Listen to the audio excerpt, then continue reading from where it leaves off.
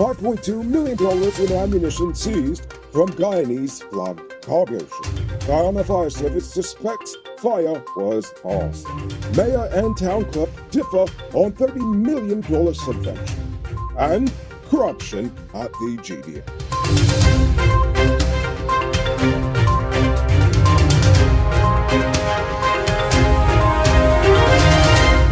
I'm Enrico Bulford and this is Uncut News. Here you see news happening. Send us a tip on WhatsApp at 592-659-6151. We're starting off tonight's program with news of a massive arms bust in Dakar, Senegal, involving a Guyanese flagged cargo vessel. On Tuesday, customs agents announced the seizure of 3 containers of ammunition from the ship named the Ilokia. The contraband was valued at around $5.2 million.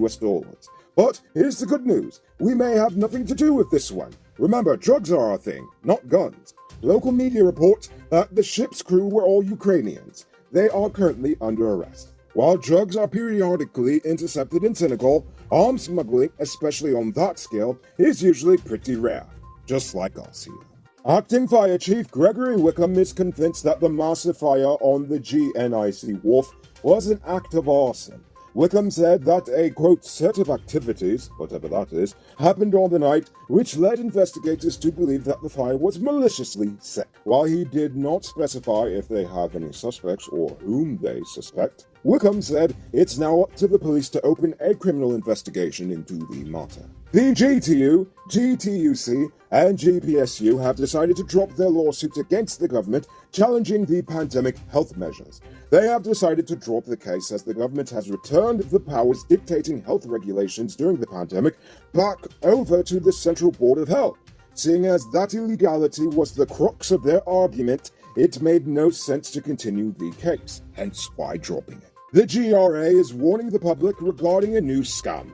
According to them, scammers pretending to be GRA agents are calling people and then demanding that they pay their taxes directly to them instead of coming into the office or using MMG or whatever proper means currently exist.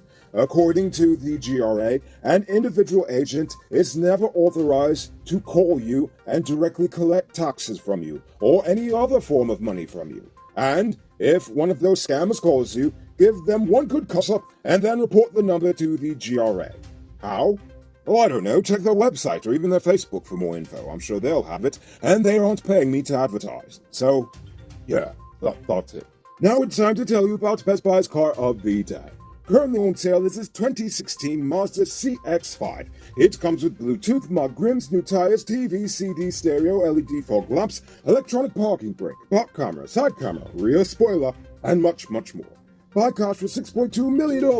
All pay down as low as $1,240,000 down, with around $120,000 monthly for 5 years, and it's yours. Call or WhatsApp 662-0844 for more info. Or visit the showrooms at Lot 171 Bidero Street, Queenstown, or Lot 2 Lamar Street, and tell America sent you for this sweet deal. Following last week's shutdown at the GPL plant on the Garden of Eden on the East Bank, Wärtsilä said they'd have things figured out and back online by today. But despite giving assurances that the work would be completed, Wärtsilä is still more or less baffled as to the cause of the shutdown. Thus meaning that the work will still continue on the plant, as the blackouts will then continue to strike the system. GPL has yet to offer a new timeline as to when the work will be completed. Here's another example of politicking at its finest. Recently, Mayor Ubraj Narain received flack for his boycott of the big cleanup last weekend. One of the reasons he offered was that the central government had yet to give City Hall a $30 million subvention that was promised. However, this morning, acting town clerk Sherry Jarrick revealed documents proving that it did in fact happen. In fact, the media was at the official check handover ceremony on May 27th of 2021. In fact, I'm pretty sure we even reported on the matter.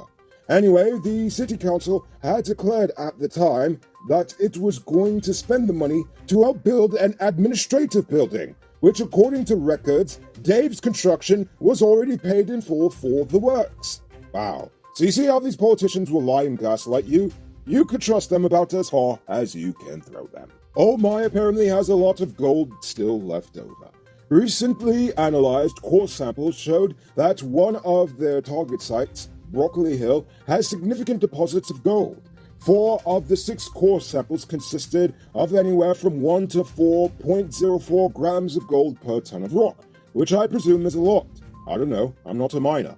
Anyway, they said they found millions of ounces of gold there, and there's millions more to be discovered.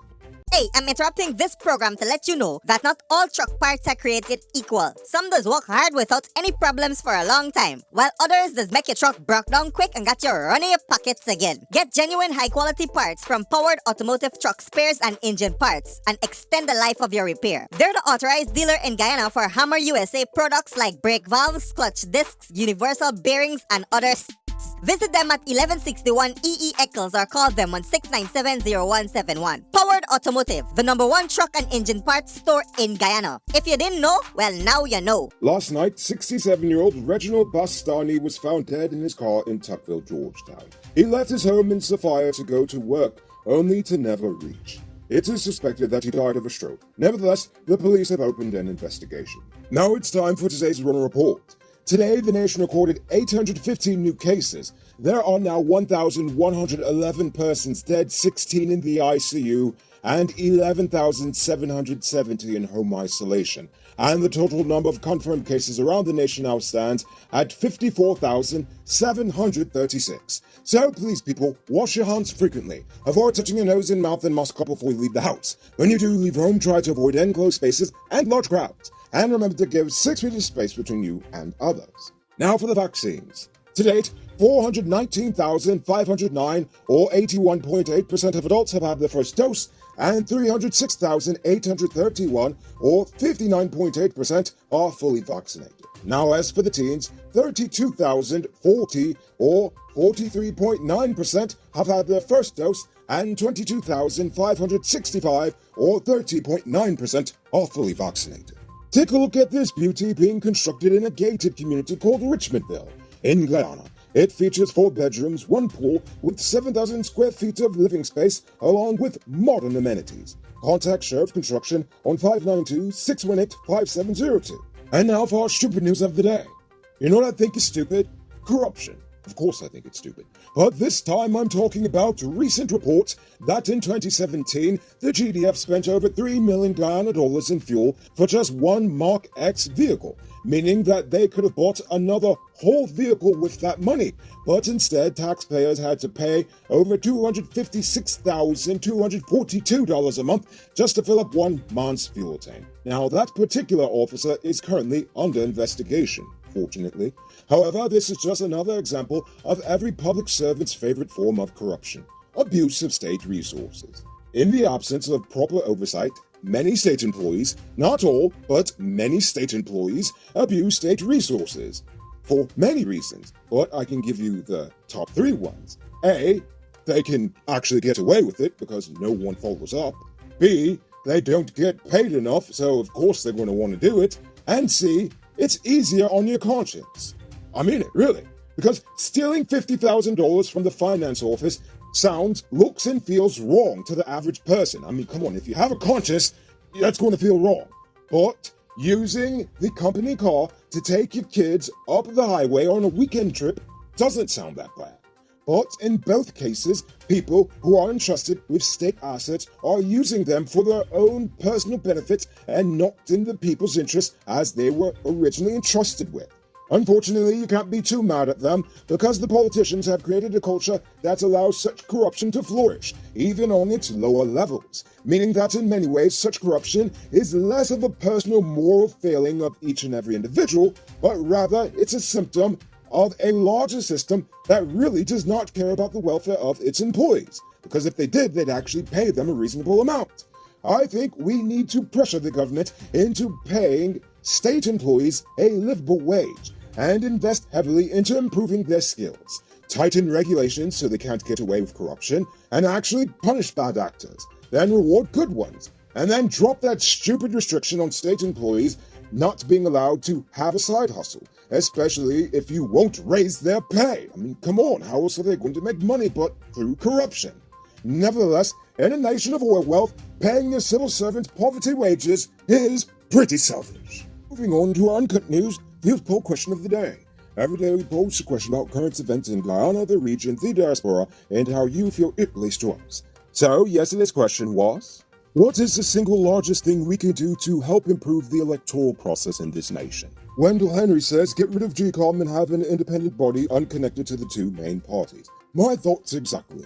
Lash suggests that we elect more minority parties into parliament and create a minority government that focuses on actually working together. I also love that idea. And Light Sentinel says, basically to vote by policy and not by party or race. Indeed. Well, you all had some great suggestions, and, well, some people had accusations that I'm PNC, and the other one said I'm PPP. So if I pissed off both sides, I guess I'm doing something right. Ha-ha! So, before we get to tonight's question, you can multiply your cash by selling Digicel Top-Up. This is a legit way you can earn some extra money at your business or to supplement your current hustle. Become a top-up vendor quick and easy through Cellular Plus. Call them on 685-3109 for more info. Now for tonight's question. Seeing as the GNIC Wharf did not have any proper fire equipment on site, should they be fined for not having such? Why or why not? Think about that question and tell us in the comments below. If your response is good enough, we just might feature it in our next episode. Anyway, that's all the time we have for tonight, and check us out tomorrow for another. Until then, I'm Rico Bulford saying good night, folks. Hey, Uncut News viewers, thanks for watching. You can subscribe by clicking on this button over here, or click over there for more news. You can also drop a comment to let me know if you've made it to the end of the video. Goodbye for now.